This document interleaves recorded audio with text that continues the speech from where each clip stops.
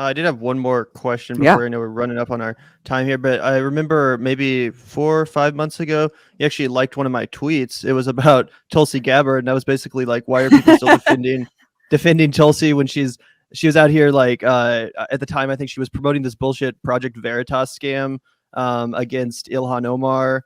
Who I have my issues with too, but I do think she's a real anti-imperialist in a lot of regards. You know, taking that very courageous vote against the Iron Dome funding is a recent example. But yeah, for me and obviously for you, it was pretty clear that Tulsi Gabbard was not this like anti-imperialist hero or whatever. But for months, up until literally this most recent like 30 days, people have been out here defending her and acting like she is, in fact, this great anti-imperialist voice. What was it about her that initially clued you in to her true nature and made you one of the first people to call out Tulsi? Well, when she first came on the scene, I understand the inclination to actually be really excited about an so-called anti-war candidate, someone who's out there speaking against regime change wars. But as we know, guys, as we've just outlined, like the wars extend far beyond just quote unquote regime change wars. We're talking about drone warfare that kills 90% innocent victims. We're talking about, special operations, night raids that are targeting families. This is something that I deeply disagree with. I disagree with being an active soldier, an active officer in the military, and a tool of the imperialist empire. I mean, leave the military and speak out against the military like my partner Mike has.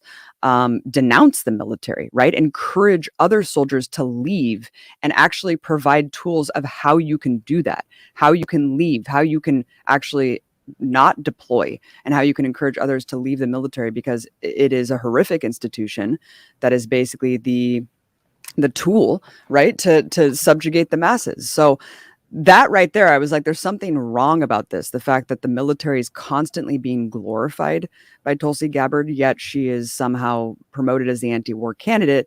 And then, of course, once you just lift the veil and look at a little bit of her views that were put out there just a couple of years ago, she was fighting Obama from the right on how he really needs to point out Islamic terrorism as the real main enemy that we face. I mean, this was like this was like ridiculous. This was just a couple of years ago.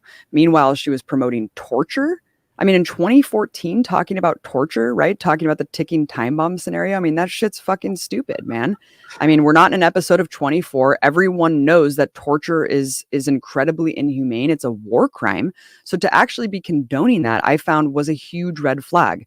And the list goes on and on. I think that now the veil has been completely removed. I mean, her full on mask off, basically lately in the last couple of weeks of her saying she essentially was helping aid night raids and special operations in Africa. God knows what the hell was going on there. And basically just saying over and over again that Islamic terrorism is why 9/11 happened, why, it's the biggest threat facing us today. I mean, even more extreme rhetoric than even some prominent neoconservatives put out today. So I find that very deranged, not to mention her right-wing bills that she tried to push through on her way out of Congress, the anti-abortion members and measures and the anti-trans measures. I was just like, there's really nothing about you that I actually consider left-wing at this point. Well, along with Islamophobia, trans kids playing field hockey is amongst the most imminent threats to the American way of life. Yeah, I was gonna say. I know. She's like, this is the biggest threat we face. And by the way, we really, really, really need to get trans kids out of sports. It's like, what the fuck are you talking about? Yeah. Yeah, well, it's funny because your film is called Earth's Greatest Enemy, but Tulsi's been out here saying that climate change is not the greatest enemy; it's radical Islamic terror. So I don't know why you're not making a film about that. I mean, who knew? More important issue. Yeah, who knew? You heard it here first, guys. We'll let you go ahead and get out of here, Abby. We were so appreciative of the time that you're taking. Also, did want to give a shout out to Mike, one for all of the work that he's done on Empire Files with you, but also just that fucking based castigation of George Bush from the other day. Legendary shit right there.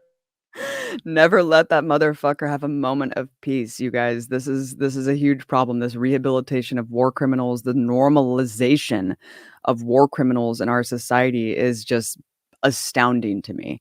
And I think it really goes along with just that, like we said before, kind of that fundamental like conditioning that we just think the US is a force for good in the world, and that it's spreading democracy, and that, it's the Sam Harris argument that whatever we did with good intentions. And so it doesn't matter what happened as a result of those good intentions, at least we had good intentions. It doesn't matter if a million Iraqis died. It doesn't matter if the entire region became completely destabilized and there's millions of people who are unhoused and trying to find refuge in countries. It doesn't matter, because we had the good intentions of spreading democracy in that land.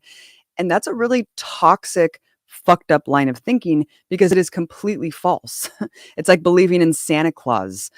So it is sad to see how pervasive this line of thought is. And we really need to kind of, peel back the layers here and really take a long, hard look at what this country really is and what it really does around the world. Thank you so much, you guys, for having me on. Looking forward to coming on again, hopefully after Scotland and after we get a little bit more with the film under our belt. Yeah, and how can people help support the film? Just before you head out, want to shout it out and let everyone know where to go to donate and support? Yeah, earthsgreatestenemy.com. You can check out different ways to donate. We're trying to do this really high production value, because we really want it to get out to as many people as possible. And so we need to really, treat it like we're doing a professional film, even though we're probably going to end up releasing it independently for free online. So please consider donating. Please spread it around to anyone that you know that cares about the issue, because we really need this made and we really need it seen and we really need people to act on it. Thanks, you guys. I really appreciate the time.